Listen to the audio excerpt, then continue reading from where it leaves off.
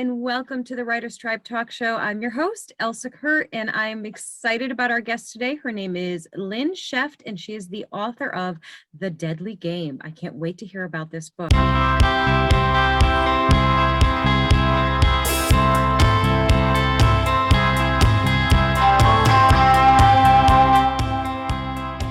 to the show.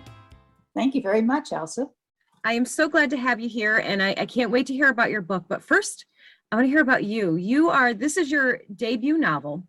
However, you are no stranger to the literary world. This has really been your playground, sort of, kind of, right, for quite some time, right? Yes, I've been writing, but I was waiting for an agent, and you know how tough that can be. Yes. And I did have a short story published through Level Best Books, 2019. So that's when I said, well, if they're willing to publish it, I need to do something about this. Yeah, absolutely. So now that was a short story. Was that Tryst with Fate? Is that right? Is that the name of it? Tryst with Fate. Yeah. Tryst with Fate. Yes.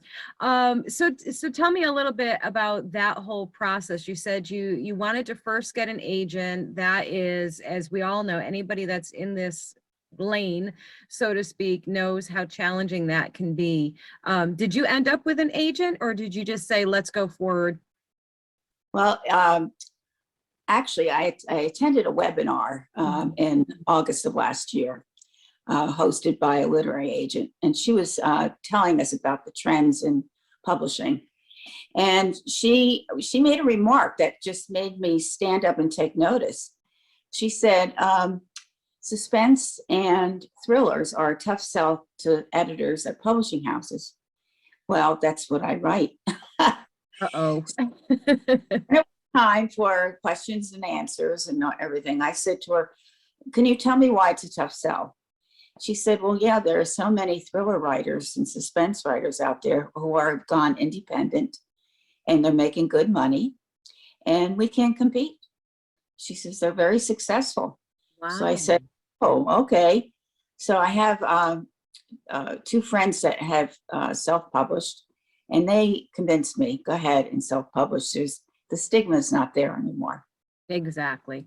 Yeah, so true. And I know that is what holds a lot of aspiring authors from going that route. We have the mindset, the old mindset that if you self-publish, it means that you couldn't make it, you couldn't get a traditional publisher.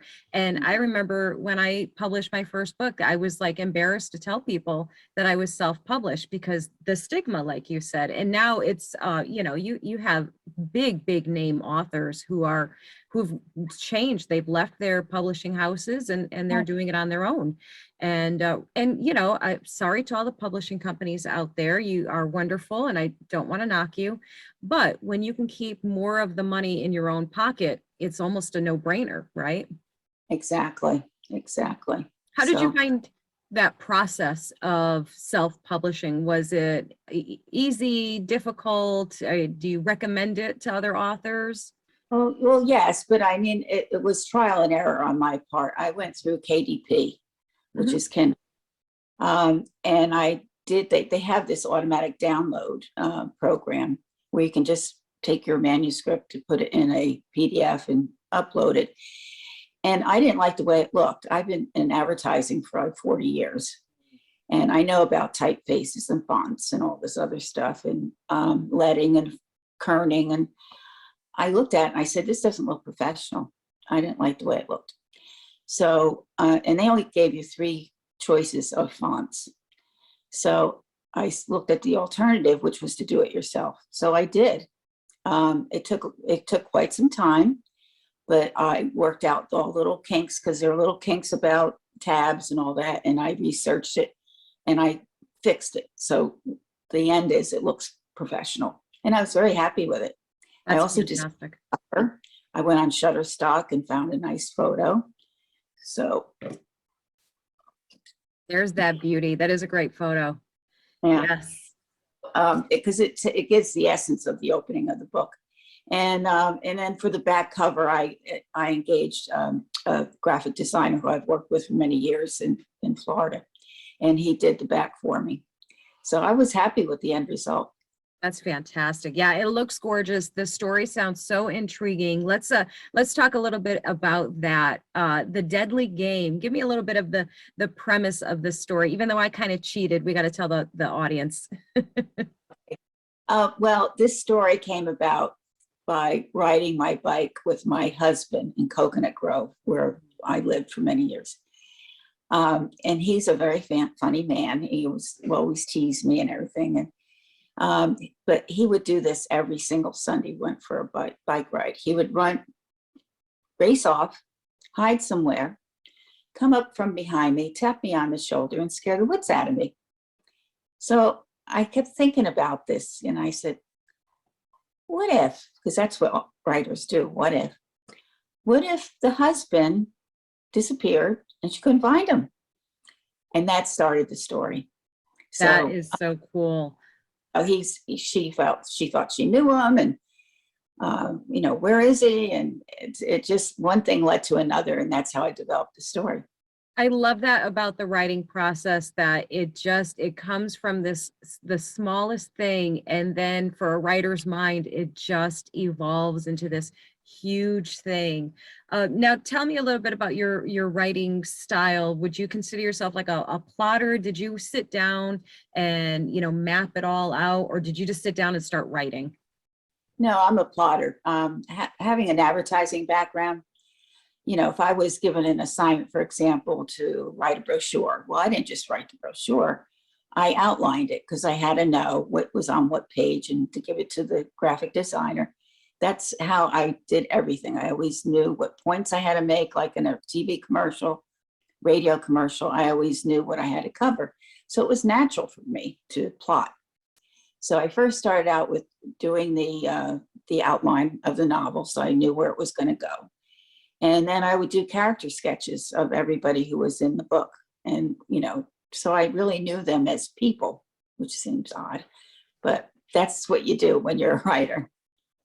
Yes, absolutely. Yes, every writer, you know, that's going to watch or listen to this is nodding their head, you know, like vehemently, that absolutely, our characters are so real to us. And I think that's how you build great characters. You know, you do have to know them. You have to know their backstory and what motivates them, and, you know, why they do all the things. And that's one of my favorite parts of writing, is getting to know my characters. Don't you love that? Like, didn't you get so invested in these characters and think about them when you weren't writing them? And yeah, oh, Because you know, you think about them when you wake up in the morning, you know. yes. Do you ever forget sometimes that they're not real? Like, I know that sounds, now somebody else is going to watch us and go, oh gee, she's you know, off her rocker now, she's thinking her character's real. But don't you ever have those moments where you're thinking about this character and or this moment in the book, and you're feeling, if it's an upsetting moment, you're feeling like, what is wrong? Something's off today. It's not right. Oh, and you're like, oh, it's because of the book. It's the characters. It's what's going on with them, not real life. Yeah. Yes. Like when I'm writing the dialogue for a particular character, I almost feel like I'm in that person and trying to figure out what their speech pattern is. For example, you know, like the antagonist. I mean, he was despicable, actually. Mm-hmm. And he was rude. And so I got into that frame of mind because I've heard rude people talk like that. You know? Yeah. So yeah, it was a lot of fun, actually. Oh, that's fantastic. Yeah, that's exactly it. It is so fun. And, you know, anybody who ever wants to do this, I highly recommend it. It's, you know, it's got a lot of trials and roadblocks and all of those things, but the whole process is so amazing. How long did it take you to write this book? I would say 6 months plotting it out and thinking about it. Of course, I was working at the time, and then another 6 months to write it. Yeah. And then you have what? I'm sorry.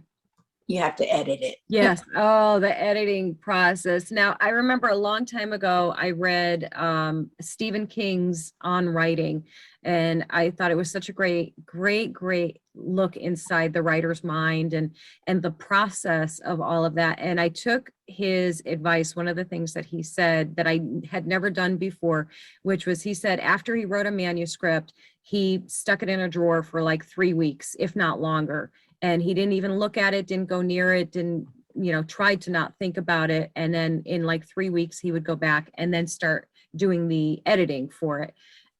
Did you do anything like that? Did you like go right into editing as soon as you finished, or did you take a break from it for a little bit? I always take a break.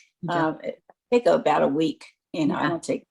It's a, you know, I'm anxious to get back to it. I know, You know, same. I can't wait that long. When I'm working on a book, I can't wait to get back to it. But it is true that little break in between gives you a really fresh eye and fresh perspective too. And then you still, no matter how much editing you do, we all know, no matter how much self-editing you do, you miss so much. That's the truth. Oh, it's The so truth. shocking, isn't it too? Like, and it's probably not shocking anymore because you know the process so well. But I remember being shocked, going, but I read it so thoroughly. I thought I saw everything, and there was so much missed. It's crazy. It's usually, for me, it was omissions of words. Mm. Yes, You know, very common, right? I apostrophe LL, the ILL was missing, things like that. Yeah. Yeah. I think that's so common because your brain is going so fast. You just can't keep up with what, you know, you already are, you're seeing it and hearing it in your own head. So it just, the translation there doesn't always work so easily. Yeah, it's good for somebody else to look at it, Yes, absolutely. which I have, and that no one caught it, you know, these things. But I just had my cousin, I was in Naples last week, and she read the book and she found things. Isn't that funny? She was a court reporter. That was her profession. Oh, You know, transcribe. And so she caught a lot, and I was glad to do it because now I fixed it and I uploaded it. So it should be perfect now. yeah. And you know what? And that's one of the perks of self-publishing, that you can't, anytime if anything like that happens, you know, because I think that's one of the fears, and everybody thinks it's like the kiss of death if, God forbid, there's a mistake in your book. And guess what? I've seen mistakes in books by, you know, published by the big five. I've seen mistakes in them. So we're in good company. It's okay. Yeah. But we The just book get to that way. fix it a lot faster. Yeah, there was a book I read not too long ago by a major best-selling author, and I found a major error. And it was the construction of a sentence was backwards. Oh, yeah, it does, you know, in a way it does make you feel good, right? Like you don't wish ill on anyone or anyone to have any mistakes that embarrasses them, but at the same time you're like, okay, they're human too. Things get past them too. Yeah. Right? Now, will there be, so there isn't, with these types of books, there isn't usually a sequel, right? There typically isn't, or no, are they sometimes series? See, I don't, this is so out of my lane. This one could have a sequel. Oh, I wrote it so that I could write one because of the ending. In fact, my cousin said, "Are they going to get together?" You know, and I said, "I don't know." You know, she was, you know, she I guess she wanted a romance out of the whole thing. Anyway, I said, "Well, you know, this is not a romance. This is, you know, this is suspense novel."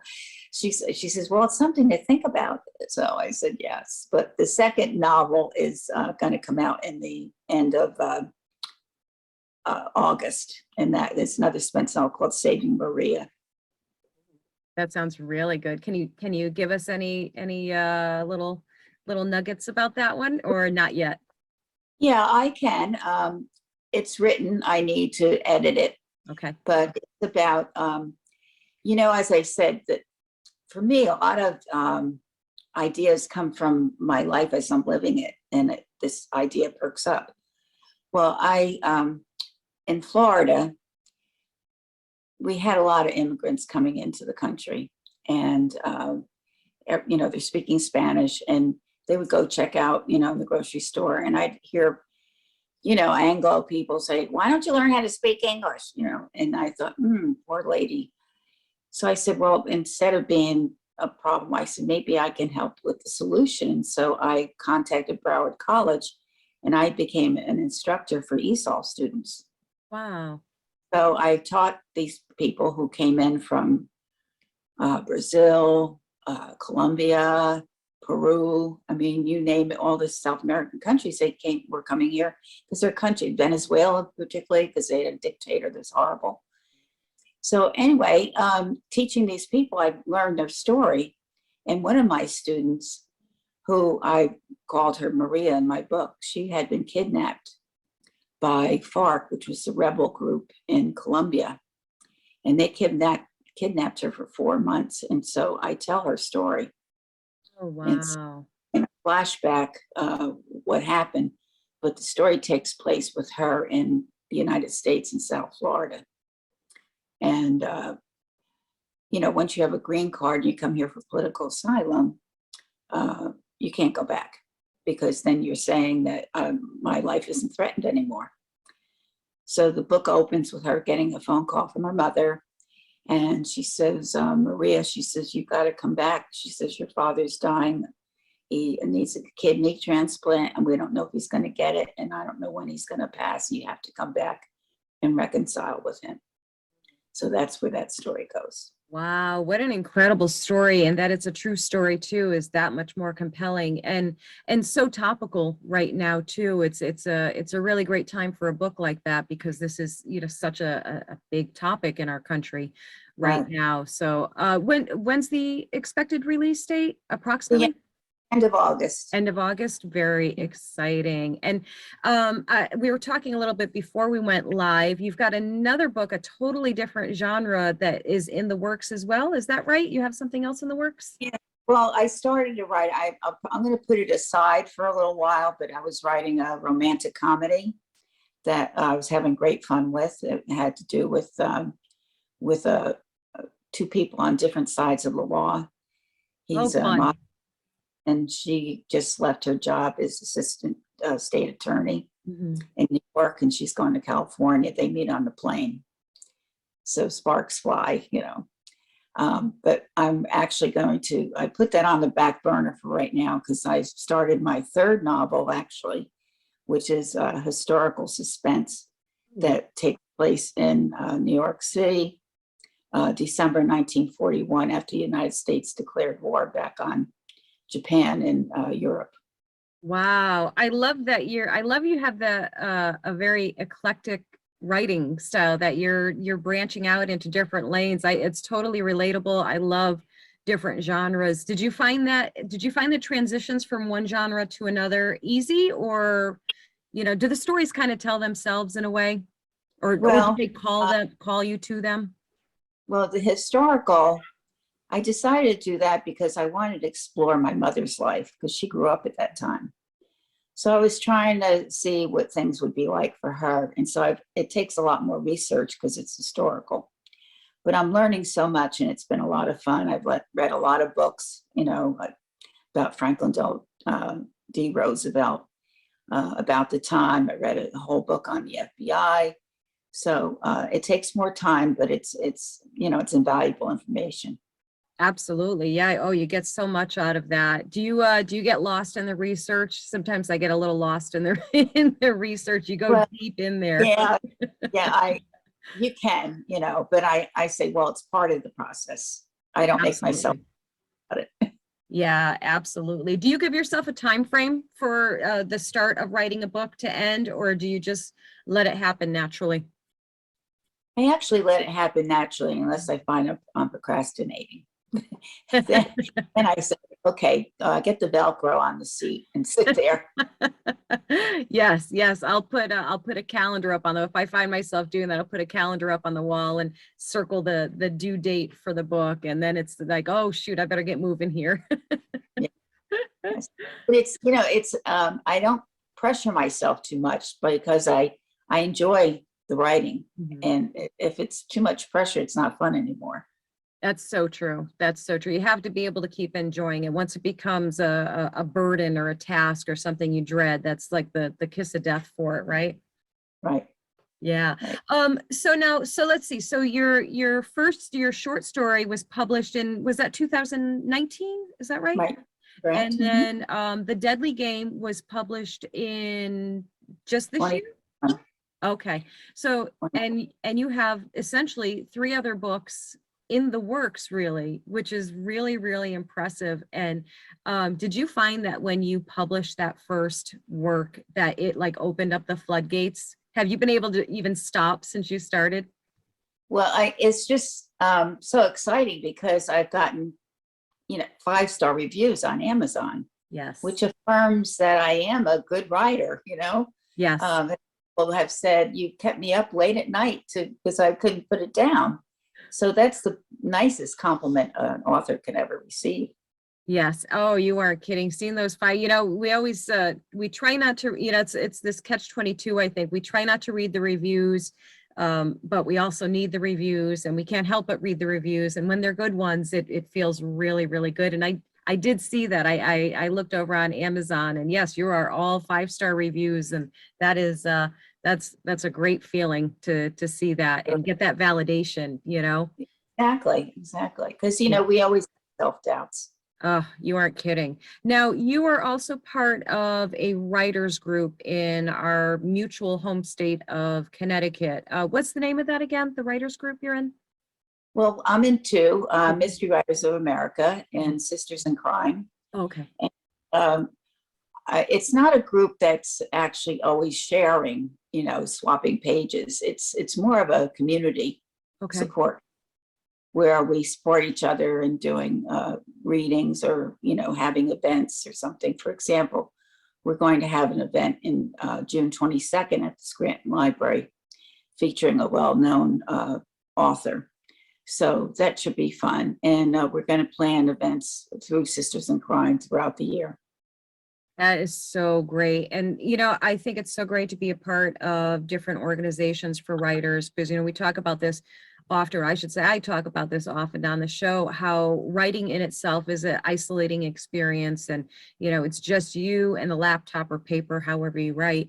And we tend to forget that there's this whole world, this whole community out there that's very, very supportive and very helpful and beneficial to authors because of things like this, author events, the networking and connecting. And yeah, they're great things to get involved in for sure. Are you doing any book signing events coming up? I know COVID has kind of thrown everything off schedule for everyone a little bit. But do you have anything coming up? No, I don't, but I would like to. Yeah. Have to, I'm trying to coordinate with the writers groups. But Yeah. I did have some months ago at a continuing care community for seniors, and they got a out of it. Yeah. Yeah, that's a great group. They're avid readers. They're big readers. So that's a great audience. Absolutely. Yes, for sure. Yes. So Lynn, tell everyone where they can find your book, where they can find you, if you have social media links, website, any of that good stuff. Where can everybody find you and your books? Okay, you can, anybody can buy a book, ebook or paperback on Amazon. I am going to contact the Barnes and Nobles throughout the state and Florida in the next week or two, because I also made my book available through Ingram Spark. So that the bookstores, if they can't return books, they don't want to order them for you. So I'm going to do that. So they should be available. And if I can get through Barnes and Noble, I hope to do some book signings through them. Outstanding. Well, we look forward to that for sure. That's going to be some good stuff. I'm looking forward to the next books to come out too. I've got The Deadly Game in my TBR list. It is high up on the list. I try and pick one for each genre and put them at the top of the list because I like read in the car. Well, not read in the car, listen to audiobooks in the car. I don't read in the car, guys. But I've got the audiobooks in the car. I've got the bedside book. I've got something on my phone. So I have something for everywhere that I can read. So very high on the list. This has been Lynn Sheft. She's the author of The Deadly Game. Please go check it out. It looks phenomenal and it's getting great reviews. So we know it's really good. And that's it for our show today. Thank you guys so much for watching and we'll see you in the next episode. Take care. Thank you very much, Elsa. Thank you.